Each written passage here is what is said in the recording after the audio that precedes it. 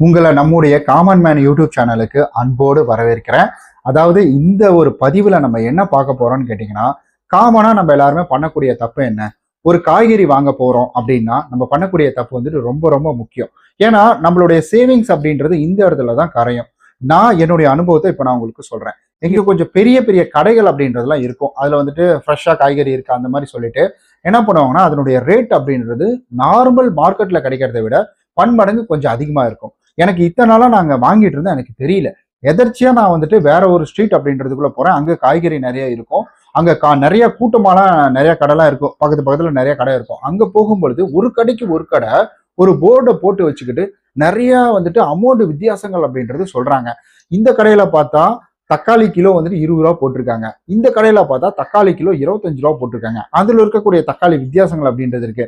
இன்னும் கொஞ்சம் தூரம் உள்ள போய் பார்க்கும்பொழுது தக்காளி கிலோ வந்து 18 ரூபான்னு போட்டிருக்காங்க. ஸோ இப்படி நிறைய வித்தியாசங்கள் அப்படின்றது எனக்கு வந்துட்டு நான் பார்க்க முடிஞ்சுது அந்த இடத்துல. அப்ப நான் புரிஞ்சுக்கிட்டது என்னன்னா, இண்டிவிஜுவலா தனியா ஒரு கடை இருக்கு. அந்த கடையில போயிட்டு நாங்க இப்ப ஏதாவது காய்கறி வாங்க போகும்போது அவங்க சொல்றதுதான் விலை. இப்ப காம்படிஷன் அதிகமா இருக்கிறதுனால ஒவ்வொரு கடைக்கும் வித்தியாசங்கள் அப்படின்றது நிறைய வருது. இந்த கடையில ஒரு அமௌண்ட் அப்படின்றது போடுறாங்க, இந்த கடையில ஒரு அமௌண்ட் அப்படின்றது போடுறாங்க, காம்படிஷன் வர்றதுனால. அதனால நான் என்ன செய்ய ஆரம்பிச்சிட்டேன்னா, பெருசா இங்க அந்த ஃப்ரெஷ்னஸ் அப்படின்றது பார்த்தீங்கன்னா எல்லாம் ஒண்ணுதான். இவங்க ஃப்ரிட்ஜில் வச்சு எடுத்துட்டு வந்து போறதுனால அதுல வெயிட் வேற அதிகமா ஆயிடுது. பட் இங்க அப்படின்றது பார்த்தீங்கன்னா ஃப்ரெஷ்ஷா அப்படியே வந்துட்டு டப்பு, அந்த டப்பு இருக்கு பார்த்தீங்கன்னா, அந்த டப்புல போட்டு வச்சிருக்காங்க. அதுல எனக்கு பார்த்தீங்கன்னா நல்லா தான் இருக்குது. நம்ம பார்த்து பொறுக்கி அப்படின்றது எடுத்துக்கலாம். பட் இங்கெல்லாம் பொறுக்கிலாம் எடுக்க முடியாது. இருக்கிறத அப்படியே அள்ளி எடுத்துட்டு போகணும். அப்ப நம்ம கிழிஞ்சு நோட்டு கொடுத்தா அதை அப்படியே பார்க்காம வாங்கி கல்லாப்பட்டிக்குள்ள போட்டுருவாங்களா? ஸோ இந்த மாதிரி இருக்கு. அதனால நீங்க தனியா இருக்கக்கூடிய கடையில வாங்கினீங்கன்னா கண்டிப்பா ரேட் அதிகமா தாங்க இருக்கும். இப்போ நான் இங்க வந்துட்டு தக்காளி கிலோ 35 ரூபாய்க்கு வாங்கிட்டு இருந்தேன். இப்ப நான் கொஞ்ச தூரம், அது ரொம்ப தூரம்லாம் கிடையாது, கொஞ்ச தூரம் ஒரு 500 மீட்டர் தள்ளி உள்ள ரோட்டுக்கு அந்தாண்ட போய் பார்க்கும் பொழுது எனக்கு வந்து 18 ரூபாய்க்கு தக்காளி கிடைக்குது. அதுக்கு இதுக்கு பெரிய வித்தியாசம்லாம் கிடையாது. இது கொஞ்சம் பெருசா இருக்கு, ஃப்ரிட்ஜில் வச்சதுனால கொஞ்சம் ஃப்ரெஷ்ஷா இருக்கிற மாதிரி தெரியுது.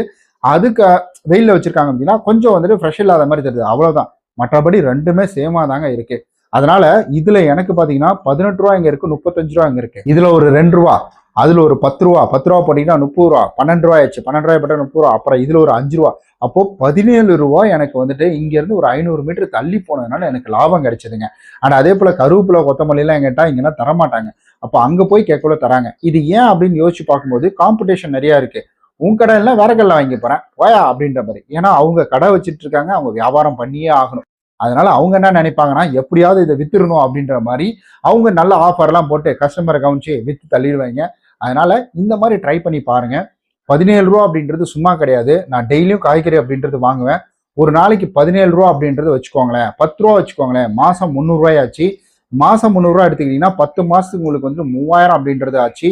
அதையே நீங்க வந்துட்டு வருஷத்துக்கு எடுத்துக்கிட்டீங்கன்னா 3000 யார் தருவா? வருஷத்துக்கு ஒரு முறை 3000த்துக்கு துணி எடுக்கிறது நம்மளாம் யோசிச்சுட்டு இருக்கிறோம். 300 ரூபா அப்படின்றது ஒரு 300 ரூபா சும்மா கிடையாதுங்க. அதனால கொஞ்சம் கவனமா இருங்க.